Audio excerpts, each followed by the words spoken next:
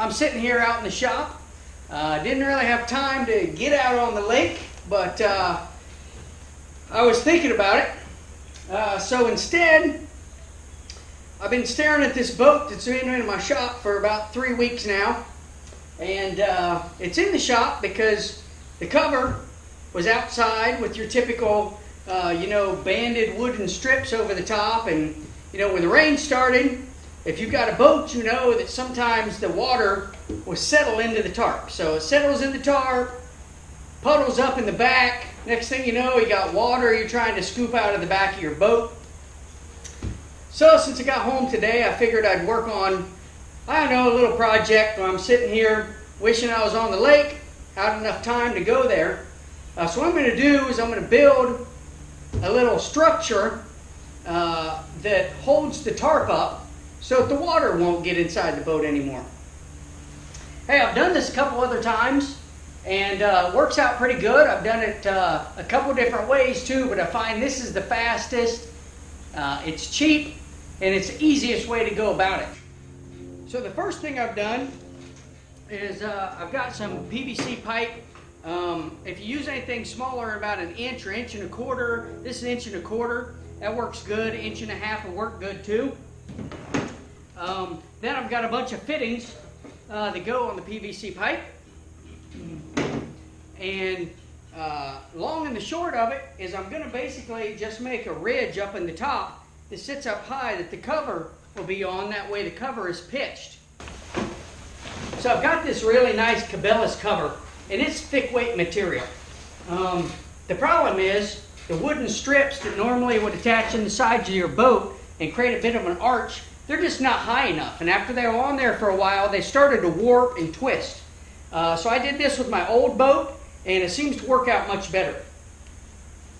So the first thing I did is measure the distance between the 2 benches on my boat. Your measurements are going to be different. Mine was about 8.5 foot. So I've cut a piece right here that's 8.5 foot.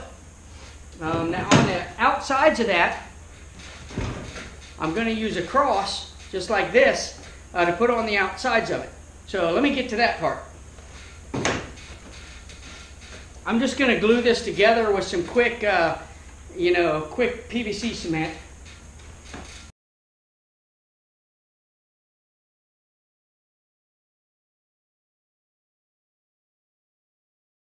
So I've used a cross on the end pieces, and I'll show you why.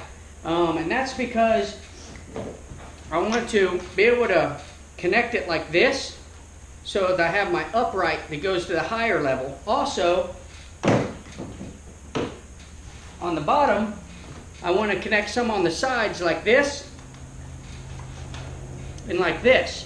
And that's to offer stability as I get this set up so that my whole contraption doesn't want to tilt sideways.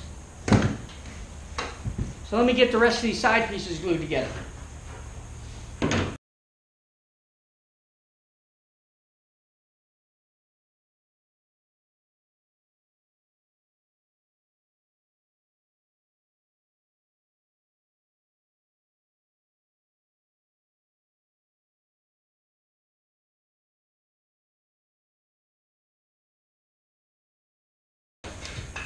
Now, it doesn't have to be terribly precise, but when you do the cross pieces, like this on the end, you want to make sure that these are flat so that they can sit on your benches or the floor of your boat, whichever way you're going with this. And then you want to make sure that this over here is pretty close to a 90-degree angle facing straight up plumb. And you do the same thing from here as you do on the back and the front.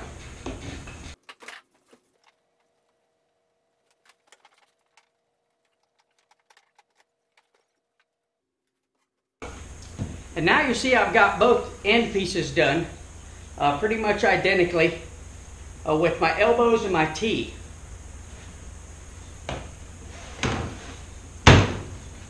Next thing I'm going to do is take my uprights and put in the ends of my T. Now in your boat it might be different. On this boat I've measured these at just a little over 2 foot long.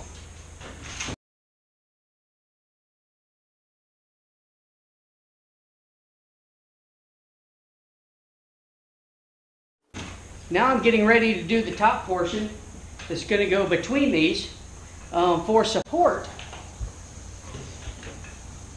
I'm going to put a T in between these. That way I can have a piece that goes all the way down to the floor to support the center section so it doesn't bow over time.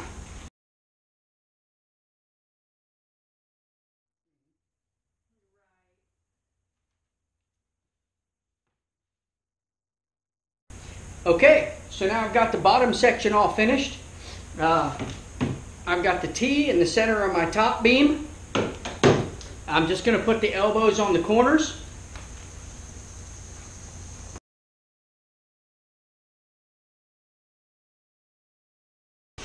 Now I've got the back one on, and the last thing to do is connect the top post, and I'm going to have to cut the top post once I figure out what the distance is.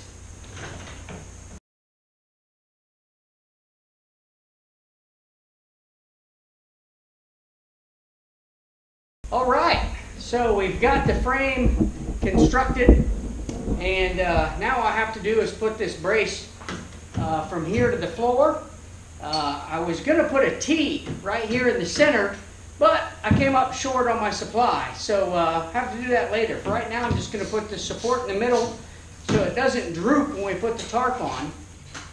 Then we're going to put the cover on this thing and see how it looks.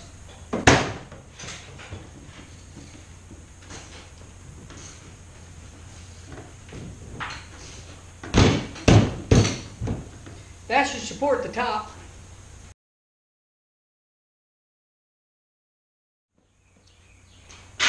So now, as you can see, it's really pitched, and now the rainwater and the snow will come off easy.